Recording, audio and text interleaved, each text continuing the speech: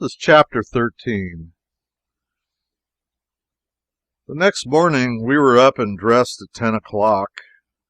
We went to the commissaire of the hotel. I don't know what a commissaire is, but that is the man we went to, and told him we wanted a guide. He said the National Exposition had drawn such multitudes of Englishmen and Americans to Paris that it would be next to impossible to find a good guide unemployed. He said he usually kept a dozen or two on hand, but he only had 3 now. He called them. One looked so like a very pirate that we let him go at once. The next one spoke with a simpering precision of pronunciation that was irritating, and said, "If ze gentleman will to me make ze grand honneur to me retain in his service, I shall show him everything that is magnifique to look upon in ze beautiful Paris. I speaky ze English parfaitement." He would have done well to have stopped there, because he had that much by heart, and said it right off without making a mistake. But his self-complacency seduced him into attempting a flight into regions of unexplored English, and the reckless experiment was his ruin. Within 10 seconds he was so tangled up in a maze of mutilated verbs and torn and bleeding forms of speech that no human ingenuity could ever have gotten him out of it with credit. It was plain enough that he could not speaky the English quite as parfaitement as he pretended he could. The third man captured us. He was plainly dressed, but he had a noticeable air of neatness about him. He wore a high silk hat, which was a little old, but had been carefully brushed. He wore second-hand kid gloves in good repair, and carried a small rattan cane with a curved handle, a female leg of ivory. He stepped as gently and as daintily as a cat crossing a muddy street, and oh, he was urbanity. He was quiet, unobtrusive self-possession. He was deference itself. He spoke softly and guardedly, and when he was about to make a statement on his sole responsibility or offer a suggestion, he weighed it by drachms and scruples first. With the crook of his little stick placed meditatively to his teeth. His opening speech was perfect. It was perfect in construction, in phraseology, in grammar, in emphasis, in pronunciation, everything. He spoke little and guardedly after that. We were charmed. We were more than charmed. We were overjoyed. We hired him at once. We never even asked him his price. This man, our lackey, our servant, our unquestioning slave though he was still a gentleman. We could see that.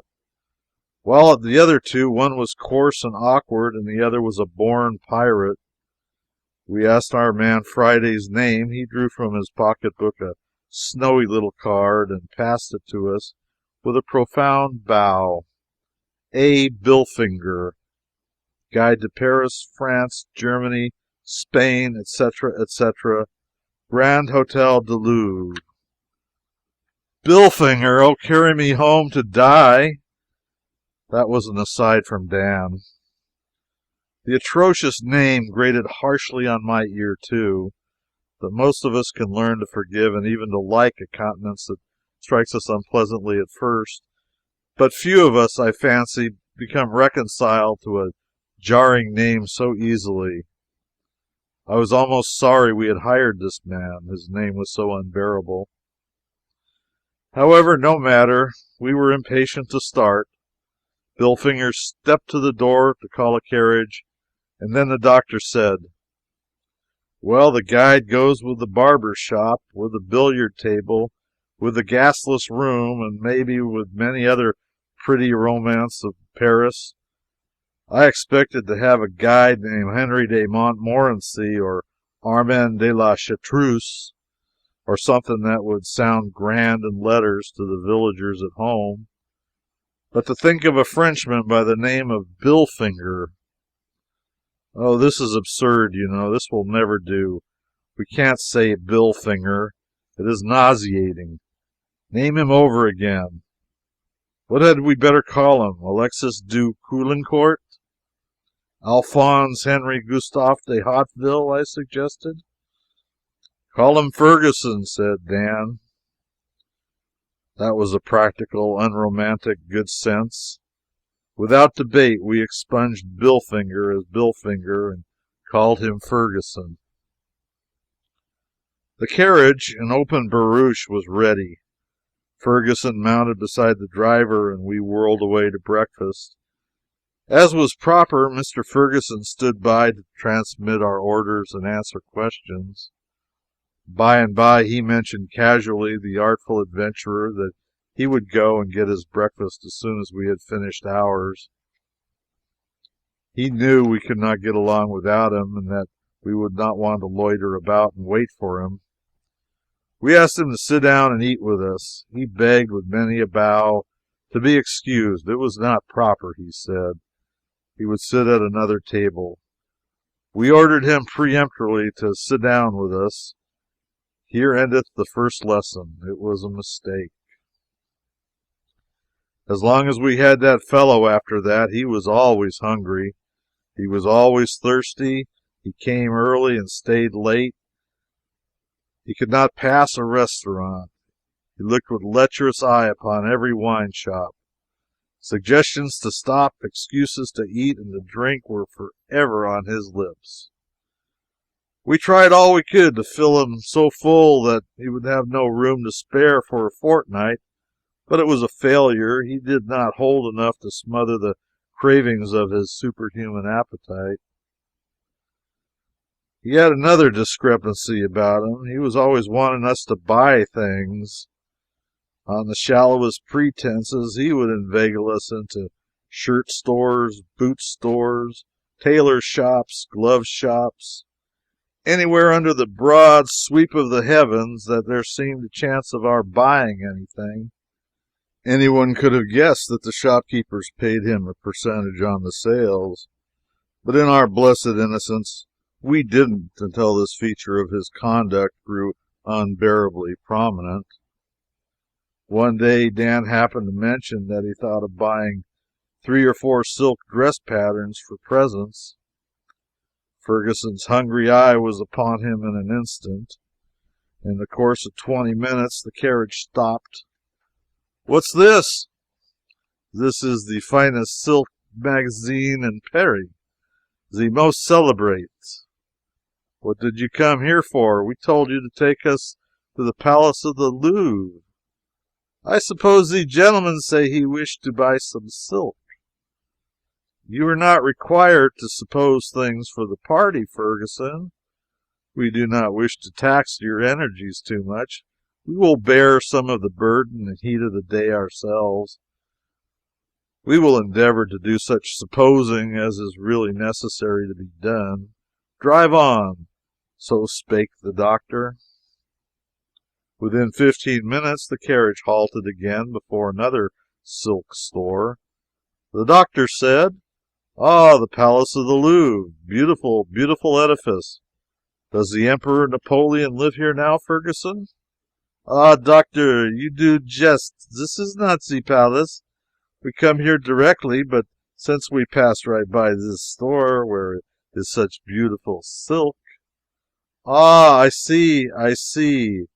I meant to have told you that we do not wish to purchase any silks today, but in my absent-mindedness I forgot it. I also meant to tell you we wish to go directly to the Louvre, but I forgot that also. However, we will go there now. Pardon my seeming carelessness, Ferguson. Drive on." Within the half hour we stopped again in front of another silk store. We were angry, but the doctor, always serene, always smooth voiced, he said, "At last, how imposing the Louvre is, and yet how small, how exquisitely fashioned, how charmingly situated. Venerable, venerable pile, Pardon, doctor, this is not the Louvre, it is— What is it? I have the idea. It come to me in a moment that the silk in this magazine— That we did not wish to buy any silks today, and I also intended to tell you that we yearned to go immediately to the Palace of the Louvre, but enjoying the happiness of seeing you devour 4 breakfasts this morning has so filled me with pleasurable emotions that I neglect the commonest interests of the time. However, we will proceed now to the Louvre, Ferguson. But, doctor, excitedly, it will not take a minute, not but one small minute. The gentleman need not buy if he not wish to, but only look at the silk, look at the beautiful fabric. Then pleadingly, Sir, only one little moment. Dan said, Confound the idiot. I don't want to see any silks today. I won't look at them. Drive on. And the doctor, We need no silks, Ferguson. Our hearts yearn for the Louvre. Let us journey on. Let us journey on. But, doctor, it is only one moment, one little moment, and the time will be saved, entirely saved, because there is nothing to see now. It is too late. It want 10 minutes to 4, and the Louvre close at 4. Only one little moment, doctor. The treacherous miscreant, after 4 breakfasts and a gallon of champagne, to serve us such a scurvy trick. We got no sight of the countless treasures of art in the Louvre galleries that day, and our only poor little satisfaction was in the reflection that Ferguson sold not a solitary silk dress pattern. I am writing this chapter partly for the satisfaction of abusing that accomplished knave Billfinger, and partly to show whosoever shall read this how Americans fare at the hands of the Paris guides, and what sort of people the Paris guides are. It need not be supposed that we were a stupider or easier prey than our countrymen generally are, for we were not. The guides deceive and defraud every American who goes to Paris for the first time and sees its sights alone, or in company with others as little experienced as himself. I shall visit Paris again some day, and then let the guides beware. I shall go in my war paint. I shall carry my tomahawk along. I think we have lost but little time in Paris. We have gone to bed every night tired out. Of course, we visited the renowned International Exposition. All the world did that. We went there on our 3rd day in Paris, and we stayed there nearly 2 hours. It was our first and last visit. To tell the truth, we saw at a glance that one would have had to spend weeks, yea, months, in that monstrous establishment to get an intelligible idea of it. It was a wonderful show, but the moving masses of people of all nations we saw there were a still more wonderful show. I discovered that if I were there to stay there a month, I should still find myself looking at the people instead of the inanimate objects on exhibition. I got a little interested in some curious old tapestries of the 13th century, but a party of Arabs came by, and their dusky faces and quaint costumes called my attention away at once. I watched a silver swan which had a living grace about its movements and a living intelligence in his eyes, watched him swimming about as comfortably and unconcernedly as if he had been born in a morass instead of a jeweler's shop, watched him seize a silver fish from under the water and hold up his head and go through all the customary and elaborate motions of swallowing it.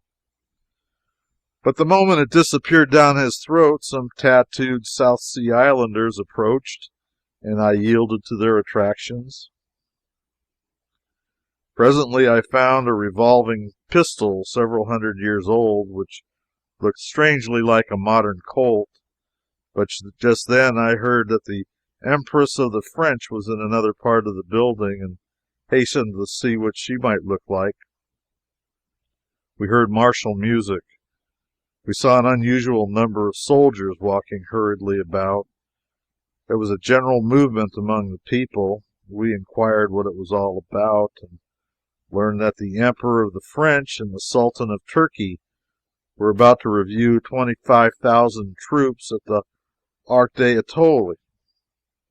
We immediately departed, and I had a greater anxiety to see these men than I could have had to see 20 expositions. We drove away and took up a position in open space opposite the American minister's house. A speculator bridged a couple of barrels with a board, and we hired standing places on it. Presently there was a sound of distant music. In another minute a pillar of dust came moving slowly toward us. A moment more, and then, with colors flying and a grand crash of military music, a gallant array of cavalrymen emerged from the dust and came down the street on a gentle trot. After them came a long line of artillery, then more cavalry in splendid uniforms, and then their Imperial Majesties Napoleon III and Abdul Aziz. The vast concourse of people swung their hats and shouted.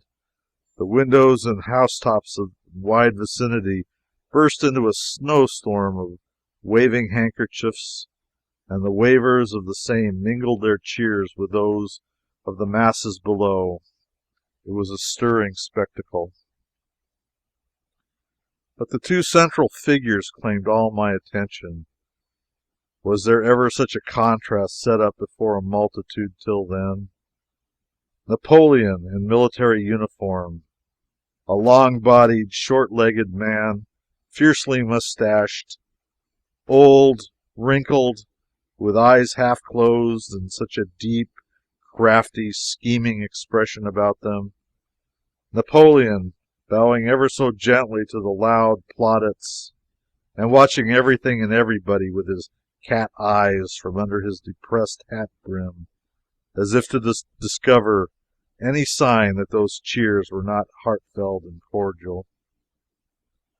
Abdul Aziz, absolute lord of the Ottoman Empire, clad in dark green European clothes, almost without ornament or insignia of rank, a red Turkish fez on his head, a short, stout, dark man, black-bearded, black-eyed, stupid, unprepossessing, a man whose whole appearance somehow suggested that if only he had a cleaver in his hand and a white apron on, one would not be at all surprised to hear him say, "A mutton roast today, or will you have a nice porterhouse steak?"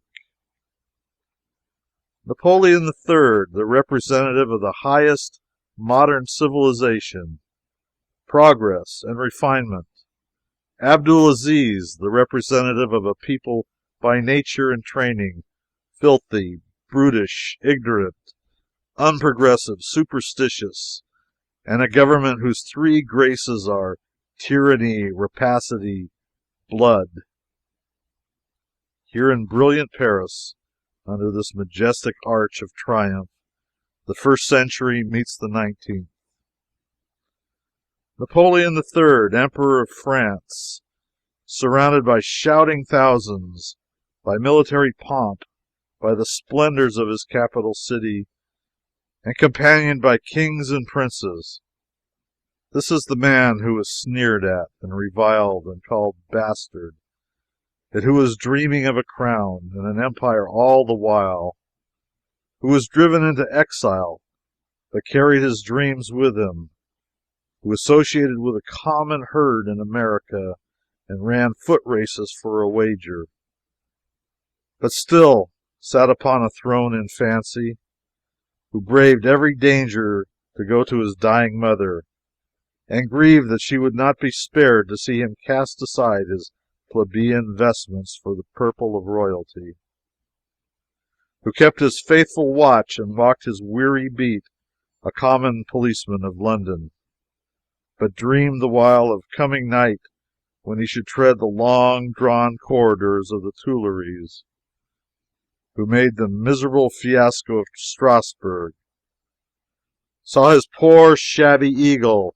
forgetful of its lesson, refuse to perch upon his shoulder, delivered his carefully prepared, seditious burst of eloquence upon unsympathetic ears, found himself a prisoner, the butt of small wits, a mark for the pitiless ridicule of all the world, yet went on dreaming of coronations and splendid pageants as before, who lay a forgotten captive in the dungeons of Ham, and still schemed and planned and pondered over future glory and future power. President of France at last, a coup d'etat, and surrounded by applauding armies, welcomed by the thunders of cannon, he mounts a throne and waves before an astonished world the scepter of a mighty empire. Who talks of the marvels of fiction? Who speaks of the wonders of romance? Who prates of the tame achievements of Aladdin and the Magi of Arabia? Abdul Aziz, Sultan of Turkey, Lord of the Ottoman Empire, born to a throne, weak, stupid, ignorant, almost as his meanest slave, chief of a vast royalty, yet the puppet of his premier and the obedient child of a tyrannical mother. A man who sits on a throne, the beck of whose finger moves navies and armies, who holds in his hands the power of life and death over millions, yet who sleeps, eats, idles with his 800 concubines, and when he is surfeited with eating and sleeping and idling, and would rouse up and take the reins of government and threaten to be a sultan, is charmed from his purpose by wary Fouad Pasha with a pretty plan for a new palace or a new ship, charmed away with a new toy like any other restless child. A man who sees his people robbed and oppressed by soulless tax gatherers, but speaks no word to save them, who believes in gnomes and genii and the wild fables of the Arabian Nights, but has small regard for the mighty magicians of today, and is nervous in the presence of their mysterious railroads and steamboats and telegraphs, who would see undone in Egypt all the great Mahed Ali achieved, and would prefer rather to forget than emulate him. A man who found his great empire a blot upon the earth, a degraded and poverty-stricken, miserable, infamous agglomeration of ignorance, crime, and brutality, and will idle away the allotted days of his trivial life and then pass to the dust and the worms and leave it so. Napoleon has augmented the commercial prosperity of France in 10 years to such a degree that figures can hardly compute it. He has rebuilt Paris, and has partly rebuilt every city in the state. He condemns a whole street at a time, assesses the damages, pays them, and rebuilds superbly. Then speculators buy up the ground and sell, but the original owner is given the first choice by the government at a stated price before the speculator is permitted to purchase. But above all things, he has taken the sole control of the Empire of France into his hands and made it a tolerably free land for people who will not attempt to go too far in meddling with government affairs. No country offers greater security to life and property than France, and one has all the freedom he wants, but no license. No license to interfere with anybody or make anyone uncomfortable. As for the Sultan, one could set a trap anywhere and catch a dozen abler men in a night.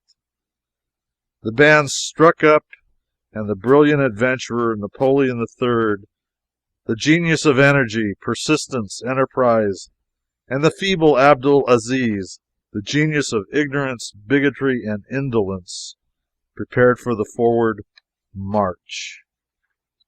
We saw the splendid review. We saw the white-mustached old Crimean soldier, Canrobert, Marshal of France. We saw everything, and then we went home satisfied.